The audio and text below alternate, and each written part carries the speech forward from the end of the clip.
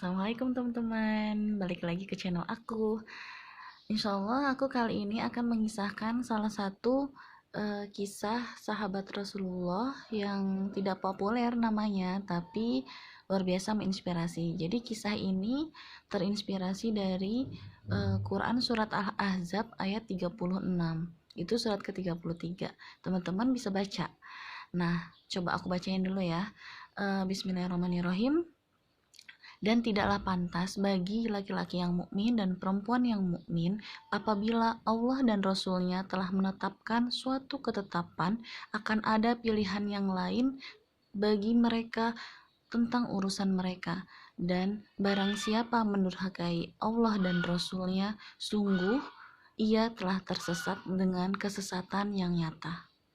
Nah, jadi teman-teman, dari Quran surat Al-Ahzab yang tadi aku bacain terjemahannya, itu ada salah satu kisah yang sangat menginspirasi dan wajib banget kita teladani. Ini tentang salah satu sahabat Rasulullah yang tadi kata aku beliau tidak populer namanya, bahkan di kalangan para sahabat pun namanya tidak begitu populer. Oke, dia bernama Julaibib radhiyallahu anhu. Jadi beliau ini namanya sangat singkat ya, para sahabat.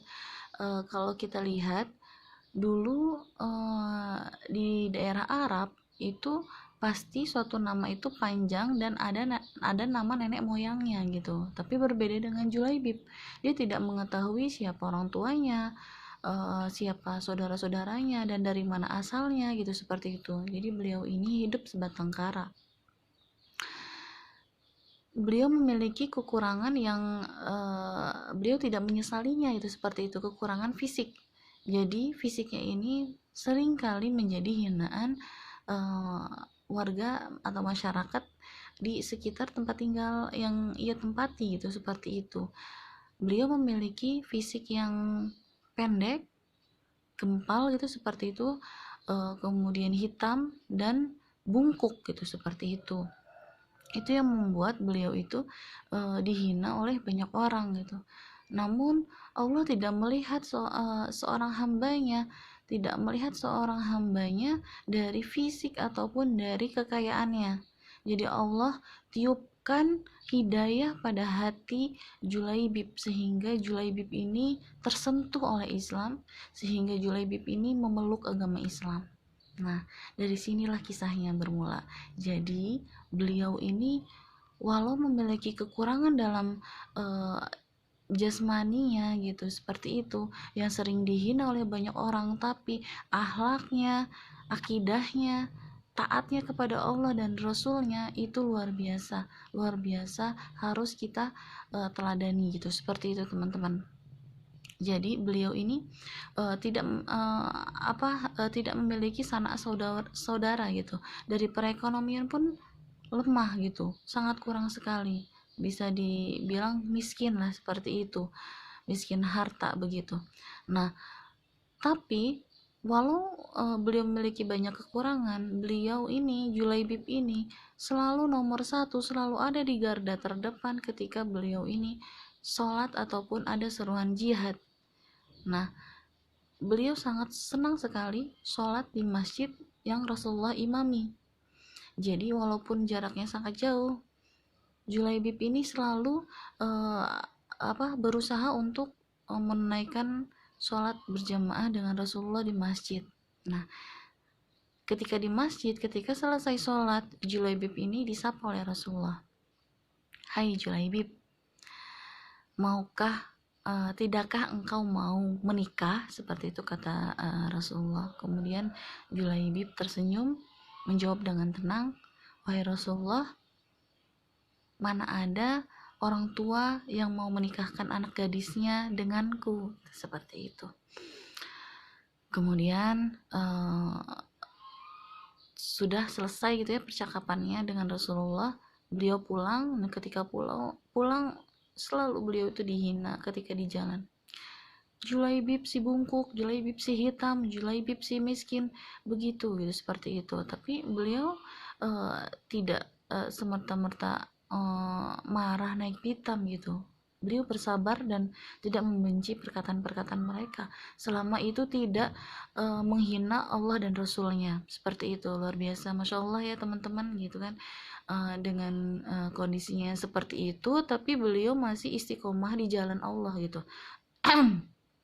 Jadi itu bisa menjadi teladan bagi kita, bagaimanapun kita dicaci, dimaki, dihina gitu kan, seperti itu, atau diremehkan, selama itu kita berada di dalam kebaikan, di jalan kebaikan, menyeru kepada kebaikan, tetap optimis, tetap kita yakin bahwa semua usaha kita sekecil apapun itu Allah pasti akan membalasnya gitu, Allah pasti akan memberikan yang terbaik gitu, di luar prasangka kita gitu. Seperti itu, Allah pasti memberikan yang terindah untuk kita. Oke, lanjut lagi ke Julaibib ya. Jadi Julaibib keesokan harinya sholat kembali gitu kan. Setelah selesai sholat, Rasulullah menyapanya kembali, wahai Julaibib, tidakkah kau ingin menikah?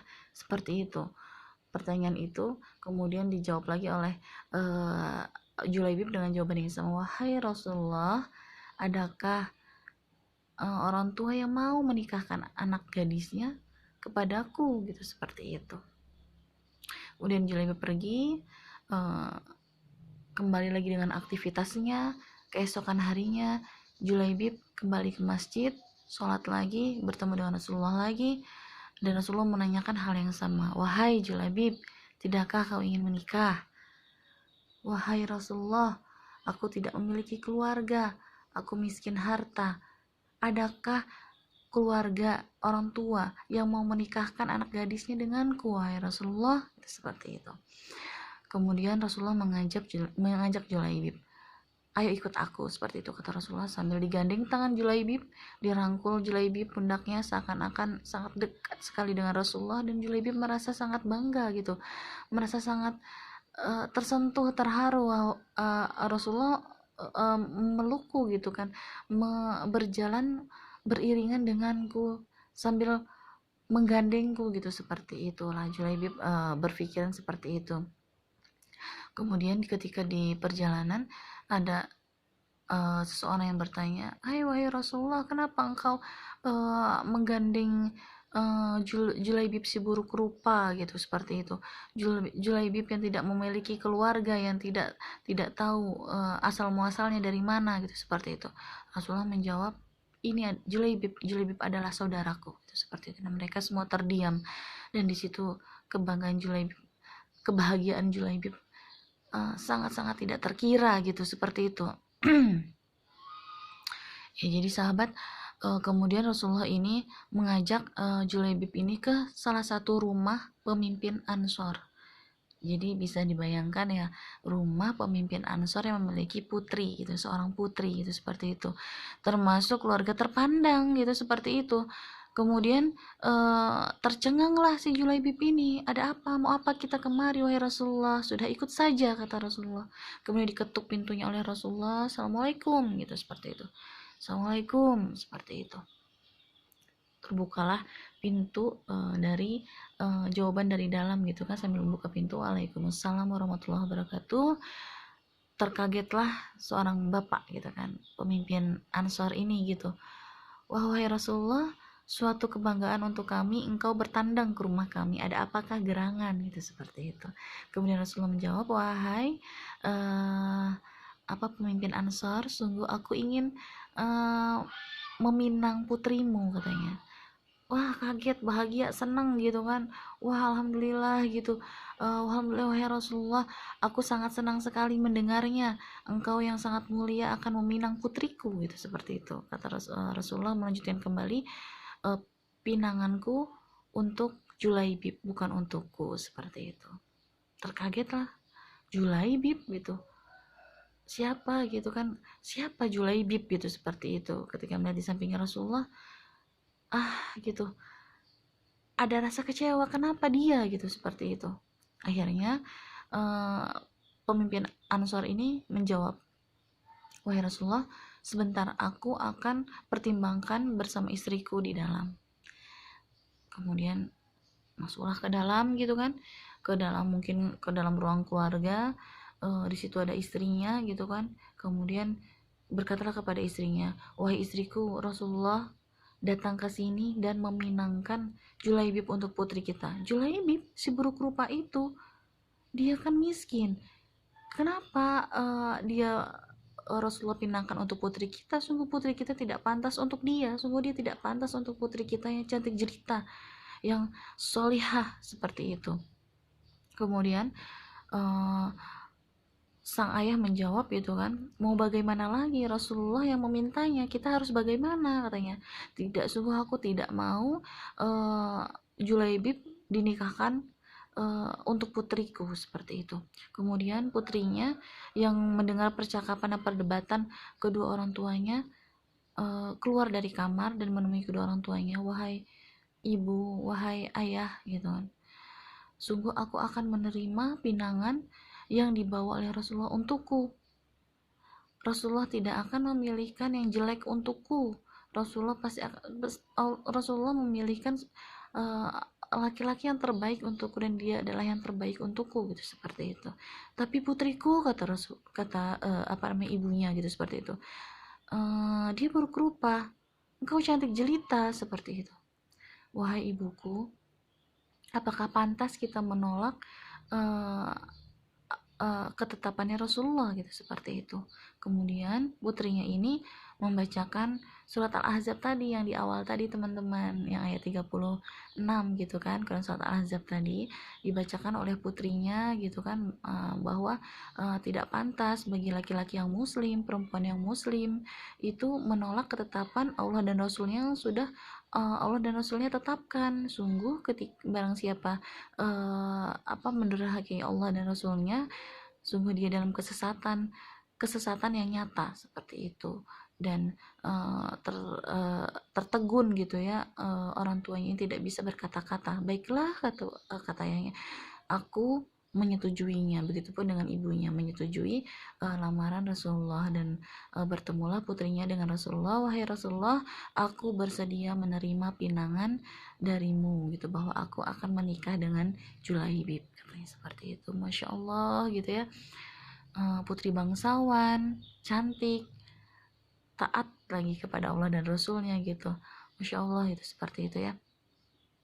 Kemudian senanglah Julaibib, tidak percaya gitu, wah ternyata dia sangat solihah, gitu, seperti itu, mau menerimaku, gitu, seperti itu. Dan kemudian keesokan harinya, pada pagi harinya, Rasulullah menikahkan Julaibib dengan putri pemimpin Ansor, seperti itu.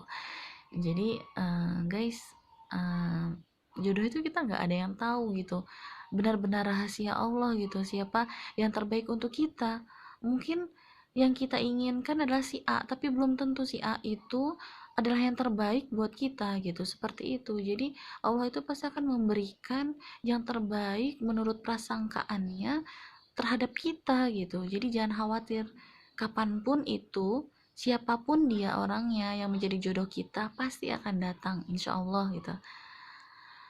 Insya Allah dia adalah yang terbaik, asalkan kita menunggunya dengan sabar, menunggunya dengan ikhlas, dan menjemputnya pun dengan ketentuan yang sudah Allah tentukan, gitu ya, sesuai dengan Islam, gitu, tidak menggunakan jalur-jalur yang menyimpang dari aturan-aturan Islam, gitu. Insya Allah itu akan berbuah di dunia dan akhirat. Insya Allah itu akan menjadi kebahagiaan kita di dunia dan akhirat. Oke, kembali lagi ke kisahnya Julaibib.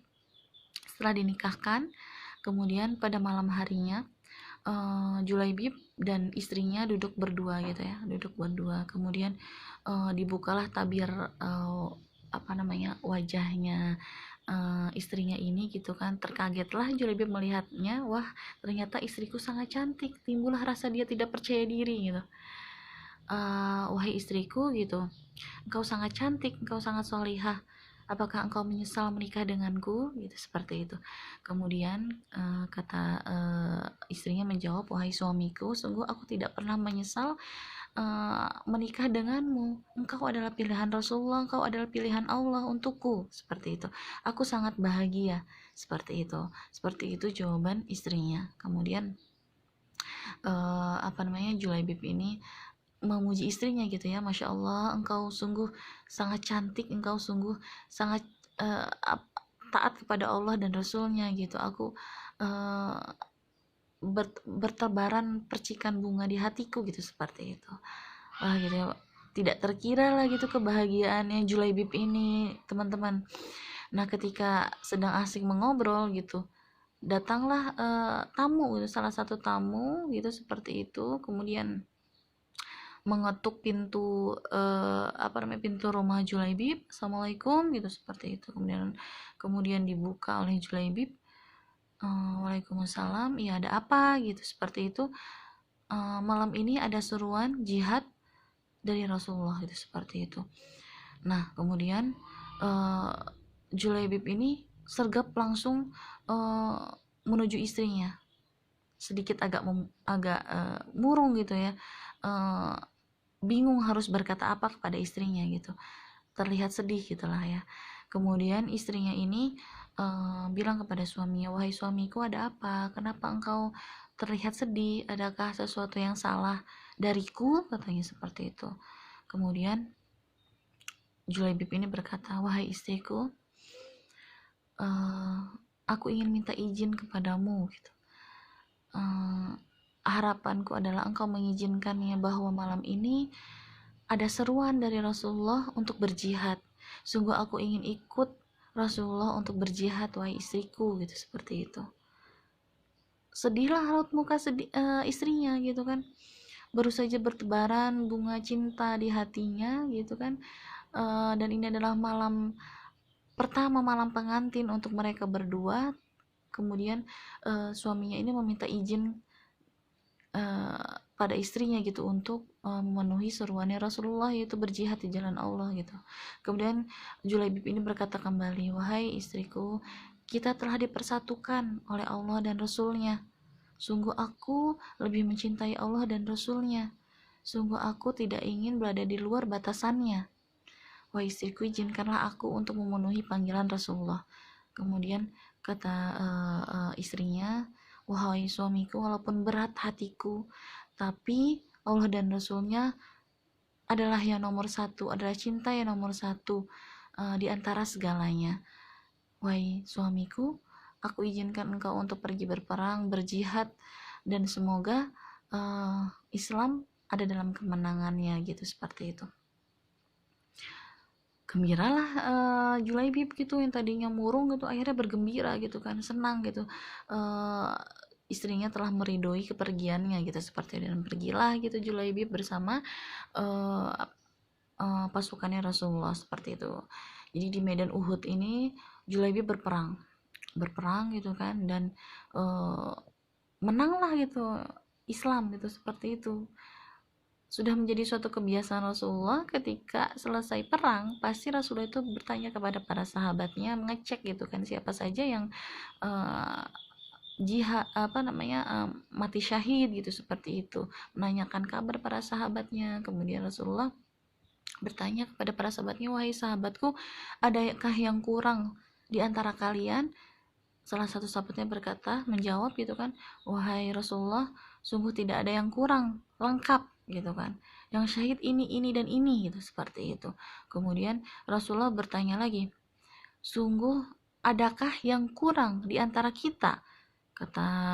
Menjawab lagi gitu kan salah satu sahabatnya, wahai Rasulullah, tidak ada yang kurang, siapakah gitu kan. Kemudian Rasulullah bertanya lagi dengan nada yang agak tegas, dengan nada yang agak tinggi gitu, wahai para sahabatku, sungguh apakah ada yang kurang di antara kita saat ini gitu, seperti itu. Kemudian salah satu menjawab, wahai Rasulullah, sungguh tidak ada yang kurang, siapakah memang wahai Rasulullah gitu, seperti itu. Kemudian Rasulullah menjawab, sungguh kalian telah melupakan salah satu sahabatku, salah satu dari kita, dia adalah Julaibib radhiyallahu anhu. Di manakah dia? Carilah dia. Kemudian dicarilah oleh para sahabatnya gitu kan, ditemukanlah jasad Julaibib radhiyallahu an. Kemudian salah satu sahabatnya itu berkata pada Rasulullah, wahai Rasulullah, sungguh Julaibib telah mati syahid dengan dikelilingi oleh 7 pembesar kafir gitu kan, yang berhasil ia bunuh gitu, seperti itu. Sedihlah Rasulullah, dan Rasulullah berkata, sungguh Julaibib adalah bagian dariku dan aku bagian darinya, seperti itu. Jadi begitu mencintainya Rasulullah terhadap Julaibib gitu. Kemudian Rasulullah sendiri yang menggotong jasadnya Julaibib, kemudian Rasulullah kafani dan Rasulullah makamkan gitu ya, seperti itu. Setelah selesai Rasulullah menangis.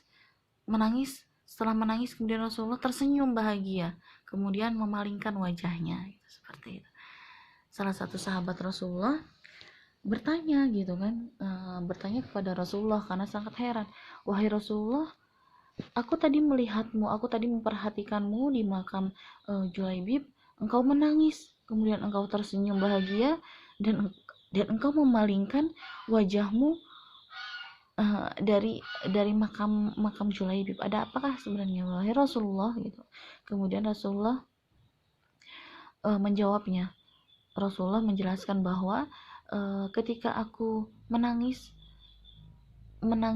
Julaibib itu sungguh karena aku bersedih karena Julaibib baru saja menikah gitu, baru saja memiliki istri gitu, seperti itu. Tapi ia sudah memenuhi panggilanku dan jihad, kemudian mati syahid. Lalu aku tadi tersenyum bahagia itu karena Julaibib saat ini sedang diperebutkan oleh para bidadari surga gitu, seperti itu. Ada yang menarik tangannya, ada yang menarik kakinya, ada yang menarik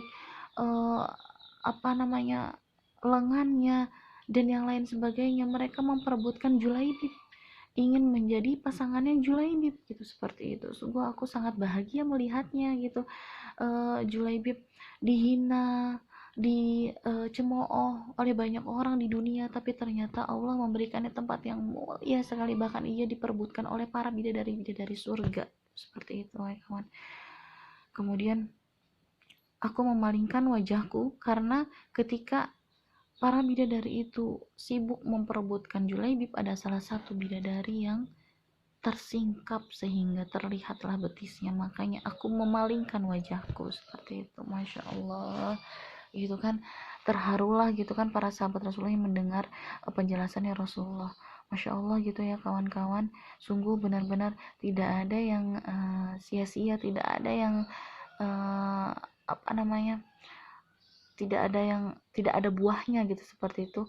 Kesabaran, keikhlasan, dan perjuangannya Julaibib tadi gitu dalam memegang teguh terhadap Islam itu, seperti itu benar-benar membuahkan gitu kan ya. Walaupun di dunia ia mungkin merasa kita mungkin yang melihatnya gitu kan, orang-orang yang melihatnya ia merasa terhina, ia hidup dalam kemiskinan, kesedihan, kesengsaraan, tapi di akhirat Allah ganti itu semua dengan kebahagiaan yang tidak terkira, yang tidak bisa dapatkan di dunia gitu, seperti itu. Ternyata Allah nikahkan ia dengan para bidadari surga.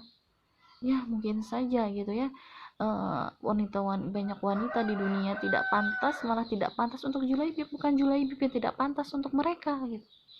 Jadi memiliki wajah cantik, tampan, merasa cool, merasa segalanya adalah yang terbaik ada di dalam dirinya, jangan sombong gitu, seperti itu. Karena yang kita harapkan sungguh adalah keridhoannya Allah di akhirat kelak. Apakah kita dimuliakan dengan semulia-mulianya, ataukah kemuliaan itu hanya kita rasakan di dunia saja gitu. Silahkan pilih mau yang mana gitu.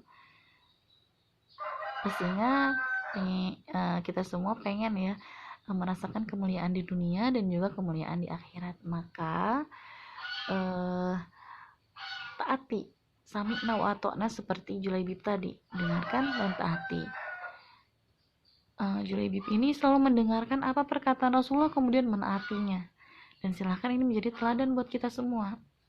Oh ya, bagaimana dengan istri yang ditinggalkan oleh Julaibib? Ada salah satu kisah yang mengatakan bahwa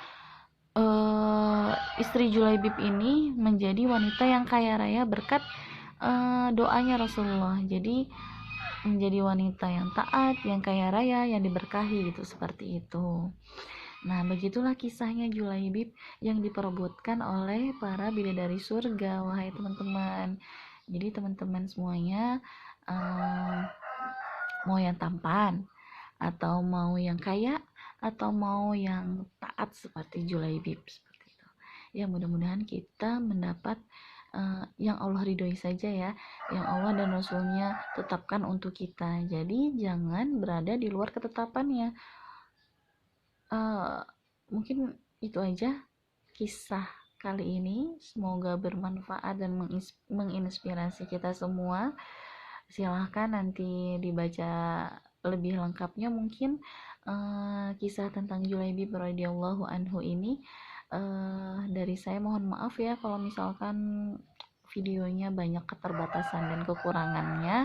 Semoga ini berkah, dan doain semoga nanti bisa share-share yang lebih bermanfaat lagi, dan bisa mengisahkan kembali kisah-kisah sahabat Rasulullah.